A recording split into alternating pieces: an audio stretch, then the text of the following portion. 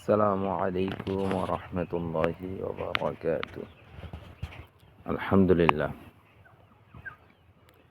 আমার পেঁয়াজের কদম ক্ষেতের বর্তমান অবস্থা হলো যে প্রত্যেকটা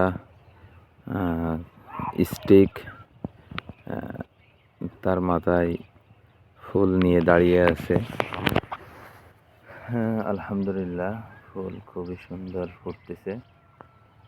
এখন আমি এতে যে পরিচর্যা করছি সেটা হলো গতকালকেও অ্যামিস্টার টপ, ফ্লোরা এবং সোলোভার বোরন তিনটা একসঙ্গে দিয়ে আমি এতে স্প্রে করেছি।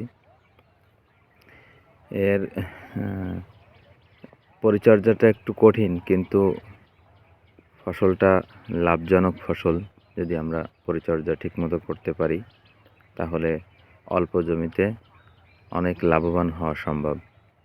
আপনারাও যদি চান তাহলে এমন সম্ভাবনাময় ফসলের চাষ করতে পারেন।